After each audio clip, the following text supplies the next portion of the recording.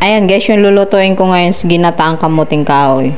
So yan yung kamuting kahoy natin, 2 piraso lang siya kasi malaki na. Una natin gagawin, babalatan natin yan. Ayan. So yung pagbabalat ng kamuting kahoy, ganyan lang siya guys. Minsan mabilis yan balatan pag bagong kuha yung or bagong harvest yung kamuting kahoy niya. Pero yan dahil sa siguro ilang araw na yan kung saan ko binili. So mahirap na siyang balatan. Ayan. Kasi kapag bago pa siya, pag isang tuklap mo lang ganyan, sasama na lahat siya eh. Pero dahil yan, sa matagal na siguro siya or ilang araw na siyang na-harvest, mahirap siyang balatan. So, ganyan lang yung pagbabalat guys ng kamuting kahoy.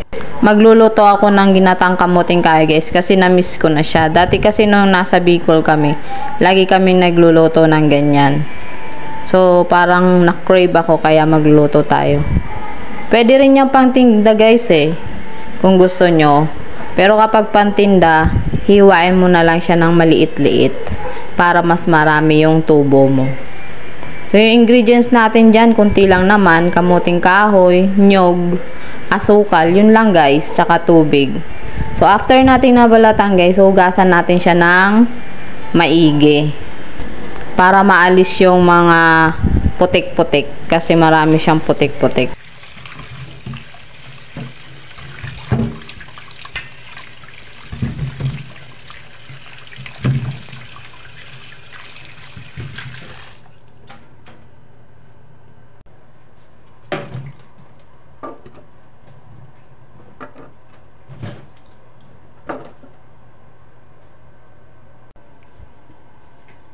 And after mahugasan guys, hiniwa-hiwa ko siya. Pinag-apat ko yung 1 piraso, yung lalo na yung malaki. Kasi kung ilalagay natin siya ng buo, yung ilalim niya baka malambot na, yung ibabaw niya hindi pa luto.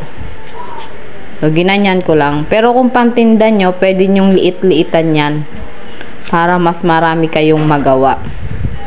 Nilagay ko lang din siya sa kaldero kung saan natin siya lulutuin.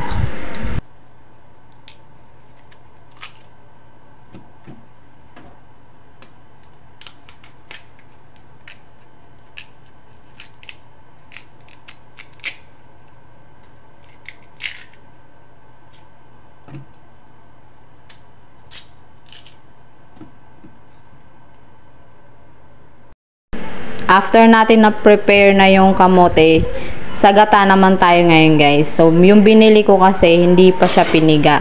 Pwede kasing piniga na, pero ako gusto ko kasi ako yung magpipiga.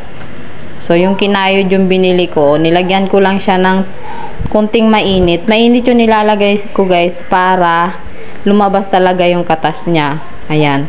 Tapos, pipigain natin siya hanggang sa lumabas yung katas.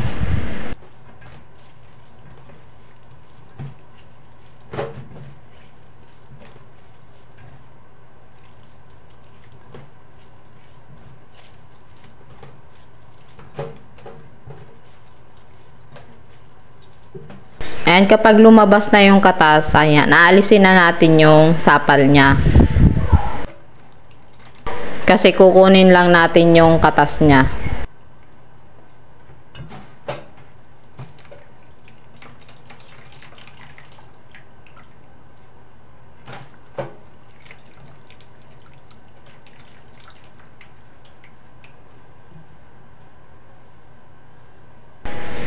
Tapos nun, sasalain natin siya, tapos ilalagay natin siya kung saan yung prepare natin kamuting kahoy, guys. Ayan. Kasi yung katas lang niya yung kukunin natin eh.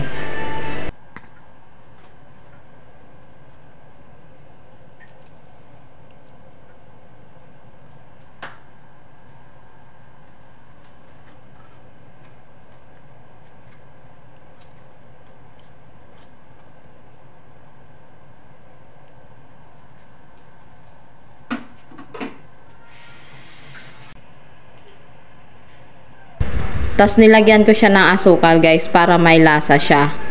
Pero nasa inyo guys kung gusto nyong asukal o asin yung ilagay. Dati sa probinsya namin asin lang nilalagay eh. Tapos yan, isasalang na natin siya guys.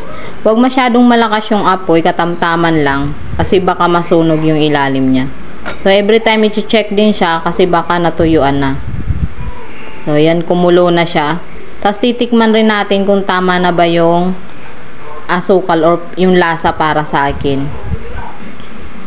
So ganyan lang kasimple yung pagluluto ng ginataang kamuting kahoy guys. So ayan na siya niyan, okay na siya, ready to serve na siya kasi luto na siya. Ayan guys, thank you for watching. Thank you po sa laging nanonood. At sa mga hindi pa po nakasubscribe sa aking channel, please subscribe my channel. God bless everyone.